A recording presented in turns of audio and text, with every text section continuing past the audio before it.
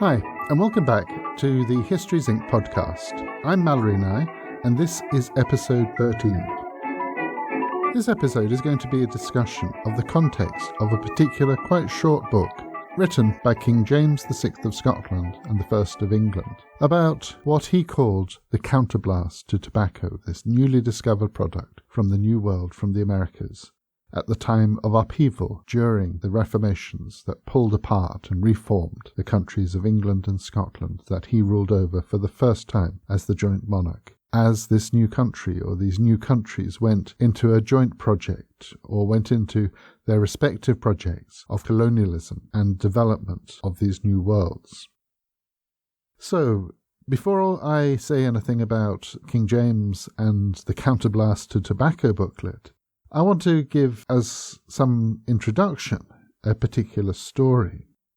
A tradition goes that at some time in 1493, after returning on the ship La Niña with Christopher Columbus from the Caribbean, a sailor named Rodrigo de Jerez indulged in his new habit of tobacco smoking in his hometown of Ayamonte in southwestern Spain. He was probably not the only explorer to find a taste for smoking the dried leaves, but the reaction that he caused back at home was memorable. When Jerez lit up his pipe and smoked this new leaf in the Ayamonte streets, his neighbours didn't know what to make of it.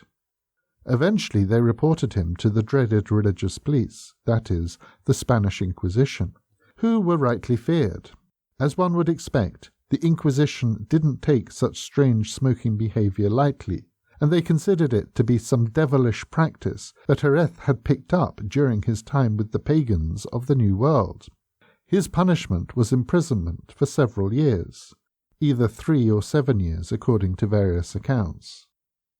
And so began the uneasy European encounter with tobacco.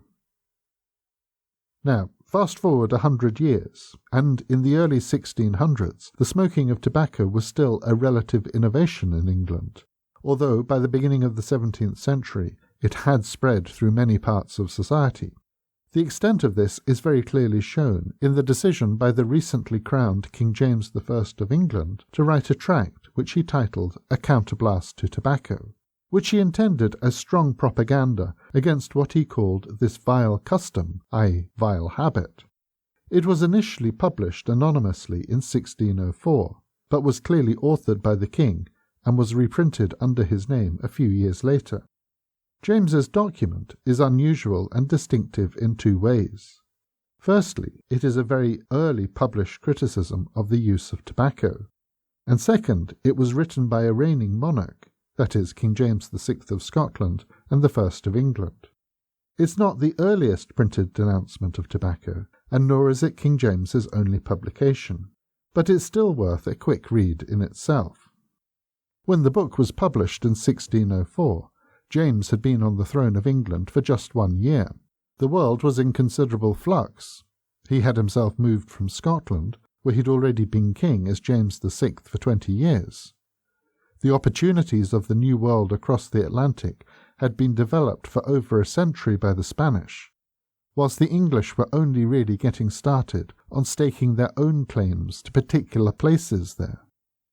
A generation or more before, the Protestant Reformations had shaken the religious and cultural establishments of most of the northern European countries. The effects of these Reformation revolutions were still being felt. And so, within a short time of King James becoming king of both England and Scotland, he found a country in which tobacco had quickly become a popular English pastime, and was most likely popular in Scotland too.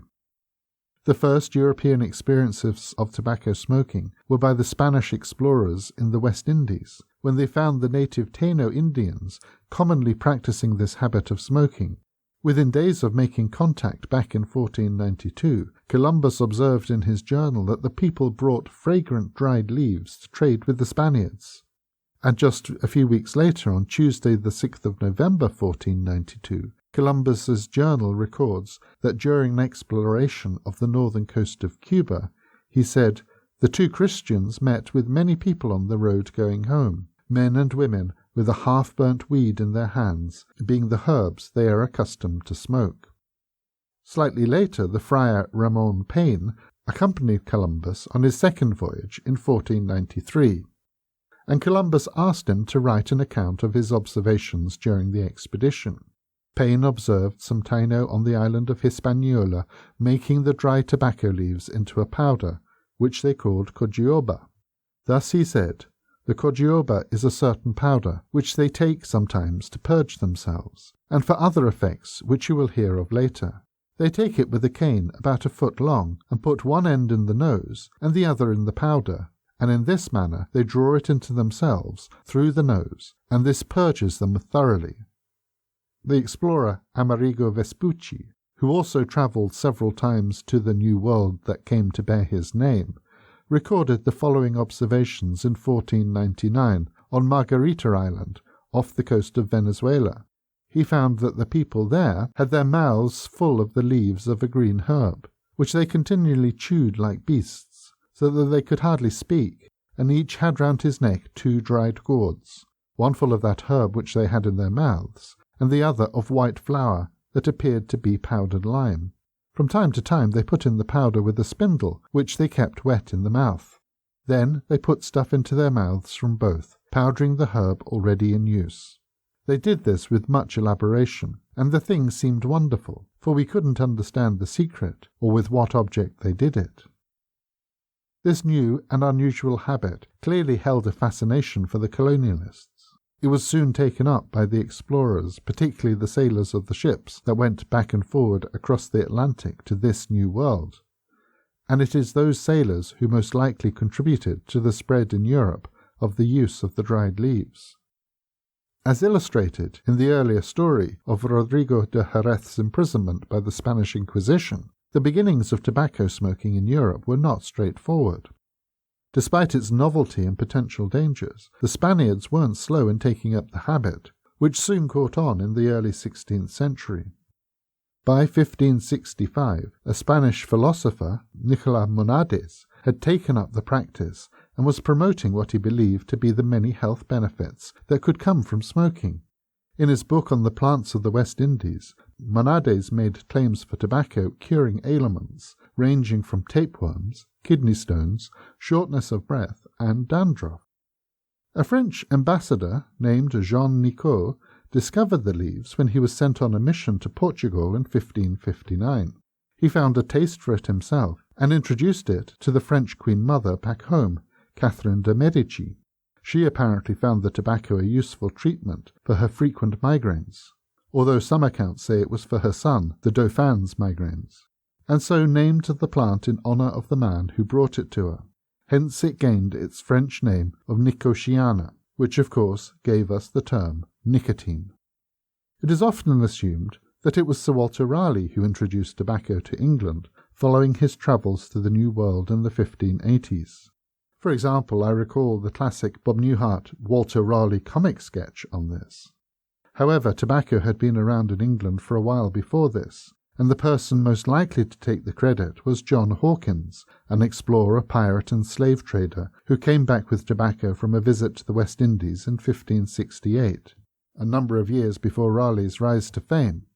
Thus Hawkins himself described, "The Floridans, when they travel, have a kind of dried herb, which, with a cane and an earthen cup in the end, with fire and the dried herbs put together, do suck through the cane the smoke thereof, which smoke satisfies their hunger, and therewith they live 4 or 5 days without meat or drink, and this all the Frenchmen used for this purpose. Yet they do hold opinion withal that it causeth water and flame to void from their stomachs."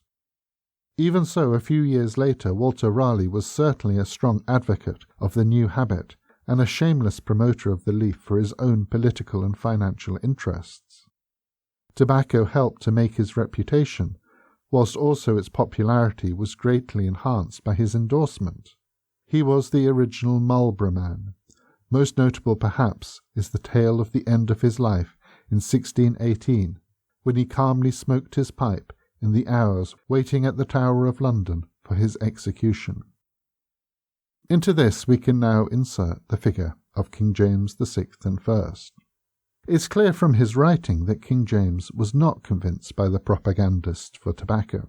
He had no fondness for Raleigh, and it was he who eventually executed Raleigh after putting him under house arrest in the Tower for 13 years.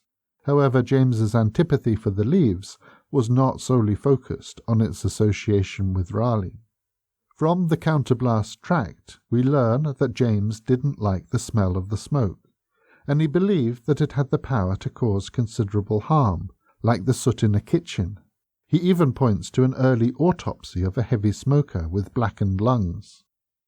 This was not the first anti-tobacco publication, not even in English.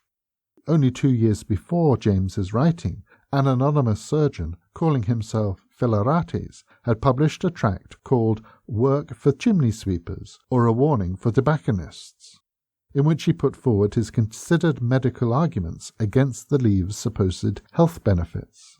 Needless to say, his use of the term tobacconists was not to focus specifically on the sellers of tobacco, as we now understand it, but more generally to refer to all smokers, people who took the smoke rather than sold it, as tobacconists. What James brought to the table in his writing, though, was his title and position as King of England and Scotland. His writing was as much political as it was medical. Indeed, we can probably surmise that his reasons for writing such a counterblast were driven by political concerns rather than simply as due to concerns about individual health or moral dangers of tobacco. His discussion mixes up the two. The problem for the smoker is also the problem for the country. The two are interwoven. Much of James's critique of the claims made for tobacco appear to us now as outdated, as they were based on medical knowledge of the time. In fact, James did well to show his knowledge of contemporary medicine as then was, since after all he was trained as a monarch rather than as a physician. Even so, there are still modern resonances in James's arguments that make them worth receiving a new airing. Despite his clear displeasure at smoking and his wish to see the habit of tobacco smoking ceased, it is interesting that James didn't in fact go so far as to outlaw it. It may possibly be that he would have provoked too much of a backlash against the nobility in England. After all, he had seen in Scotland the vulnerability of a monarch who didn't have the support needed from the lords. His mother had been deposed in his favour in such a situation, and he had himself been subject to scheming lords, such as the Earls of Gowrie, who had at one point tried to kill him. By the time of the writing of his tract, tobacco had apparently become too firmly embedded in English popular culture, as he does himself allude to in his writing. Indeed, if this were not the case, then why would a king choose to change his subjects' habits through lecturing them? If he could make the positive change that he wished for, either through criminalizing the substance or levying a preventative tax on it, then he would most likely have done so. In fact, he did. He substantially raised the tax on tobacco in 1605, from 2p per pound to 82p per pound, that is, 6 shillings and 10 pence, an increase of over 4,000%. That is, in today's money, the tax was approximately £35 or $50 per pound, or £78 per kilogram.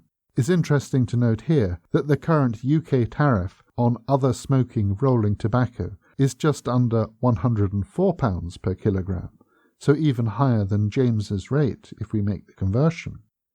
As history shows us, King James's substantial tax increase was not particularly successful. After all, the spread of tobacco through English culture and far beyond was not prevented. Quite interestingly, one of James's challenges with tobacco was not so much his repulsion to the stink of the smoke or to the harm it would cause to his subjects' bodies. It was more about practical issues of international trade. The main source of tobacco at that time was the West Indies, under the control of the Spanish colonialists. They had a monopoly on the commodity and were therefore able to significantly profit from the weakness of the English and the Scots and the Welsh for the dried leaves. In fact, that was along with much of the rest of the continent. There was nothing that could be done for England to avoid this monopoly, since there were no viable alternative sources of tobacco in 1604 at the time of James's publication. However, things changed significantly during the time of James's monarchy. Up until the early 1600s, The English attempts to establish colonies in America, particularly along the North Atlantic seaboard above Florida, had proved largely ineffectual. The most obvious example of this was Walter Raleigh's disastrous settlements on Roanoke Island off Virginia, which had left the poor colonists destroyed by freezing winters, conflicts with the native people, and starvation. The settlement at Jamestown, bearing King James's name, that was established in 1607, looked likely to go the same way. Despite all the success that the Spanish had had in the central regions of America, either plundering gold or otherwise developing cash crops such as tobacco, the more northern areas of the new continent were not proving so amenable to the English. The greatest successes the English seafarers had up to the time of King James was through slave trading, or otherwise piracy and seizure of Spanish treasures, rather than through the establishment of new colonies and trade. A significant turning point, however, came in 1614, when John Rolfe, the man who went down in history as marrying the native chief's daughter Pocahontas, finally succeeded to cultivate a strain of the tobacco plant in Virginia, which he'd managed to smuggle out of the Spanish West Indies. Once established, this became a major export from the Virginia colony to England. This meant that the English were finally able to develop their own cash crop, which proved extremely lucrative over the years. It became their brown gold, and of course meant that the English at last had control over the production of the commodity that had such a considerable home consumption.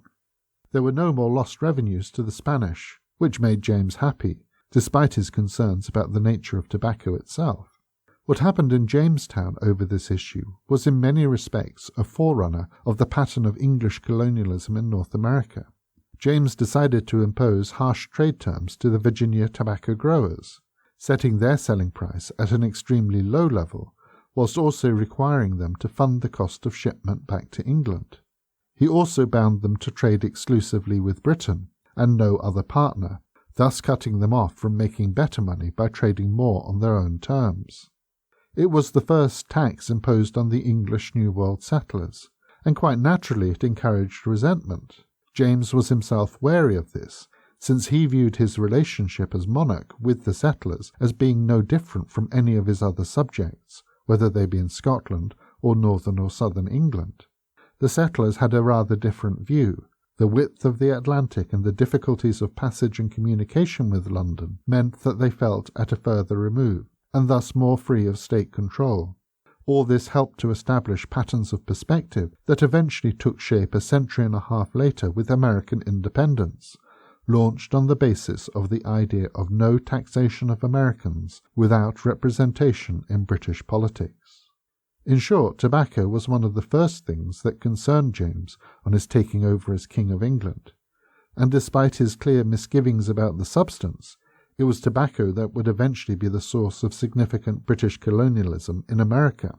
This is reason in itself for us to look again at James's own writings on the matter, even though he didn't address the wider geopolitical issues in this work. One thing that James did address, however, was one of the most obvious elements of tobacco to him.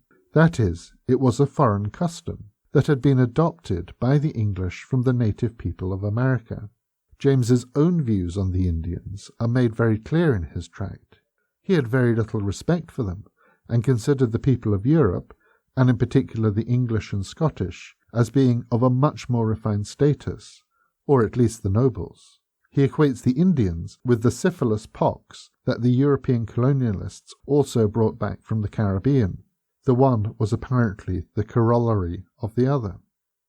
However, like much else that came about from European expansion into and colonization of America, it was the interaction with the native people that was most significant, whether that be through trade, conquest, or rape. In the case of the Spanish, much of this proceeded simply in the wake of the colonialists' swords. They came, they saw, and they took what they wanted, killing those who were in their way. Alongside this, there was a minor key agenda for the saving of the souls of the Native Americans. This was a chance for them to learn of Jesus and thus to become faithful Christians, members of the Catholic Church that was itself going through considerable turmoil in Europe during those times.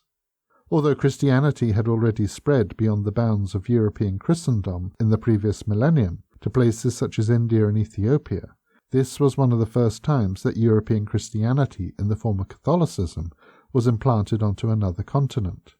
It happened in parallel with the Portuguese colonization projects in the Indian Ocean, down the coast of India and across to the Spice Islands and eventually to Macau on the China coast. Likewise, the Spanish finally met them coming the other way when they colonized the Philippines. Christianity at this point was truly going global. In return for this, and for all the other gifts, such as the pandemic diseases unwittingly passed from the Europeans to the Native Americans, the Europeans received in particular this love of tobacco smoking, a custom of many of the natives of the Caribbean and the newfound continent. Within a short time, much of Europe had become hardened smokers, along with people in places much further afield. Just as the eastern spices were taken by trade routes across from the East Indies, southern Indonesia, to all corners of Europe, the Spanish and later British trade in tobacco brought the crop first to Europe and then across much of mainland Asia, including the Arab world, Persia, and then China and Japan. And so boom, the habits of the world changed within just a few generations. In itself, this helped to give us the enduring stereotype of the so-called Oriental man with his hookah, the hubble-bubble from which he took his scented tobacco, that came about through European trade with the Eastern Mediterranean and then via the Portuguese within the Indian Ocean. One further outcome of this was, of course, the growing European need for a source of low-cost labour to produce, harvest and process the crops. Initially tobacco, and then soon after other New World crops, some taken there by the Europeans, such as sugar and cotton. At first this labour was recruited opportunistically, such as sending out indentured workers from the corners of their own countries, such as the British use of Irish and in some cases Scottish workers, or otherwise by the enslavement of the local indigenous Americans. The moral voices of the Europeans, most notably Bartolomé de las Casas in Spain, spoke against this, leading to the famous Spanish debate in Valladolid in 1550–51 on the Christian and hence imperial Spanish morality of natural enslavement. It was notable also that a legal case in Virginia in 1640 established the legality of slavery in the first English colony. This was the case of John Punch, an African who had attempted to run away from his place of work. As with James and his moral counterblast against tobacco, the economic realities that favoured slavery won out over the moral debates. The colonization and exploitation of America required such a scale of land use, of industry, of production, that the easy option for countries such as Portugal, Spain, France and Britain was eventually to develop a system of seizure of Africans from the west coast, transportation across the Atlantic, to be sold as slaves in the market of the Caribbean and the Atlantic seaboard. This transatlantic trade was already in place in 1604 when King James wrote his counterblast. The English sailor John Hawkins had profited from this trade back in the 1560s, and by this time the Spanish were regularly shipping slaves from Africa to their colonies in New Spain. And for a further 2 centuries, this was a socially acceptable, indeed vital, economic system. We need to bear much of this in mind as we read James's account of tobacco, since it is the underlying subtext that is not clearly visible in his actual words. Much of what he says now seems irrelevant, inaccurate, or disappointing about a subject that has exercised medical and moral concerns across the world for more than 4 centuries. It's testimony to the human condition that a substance that was recognized so long ago as being capable of so much harm has continued to be used and abused largely unabated. The recent legislation against public smoking and to increase public health education, such as mandatory package warnings stating the obvious that smoking kills, seem like a drop in the ocean across the expanse of 400 years.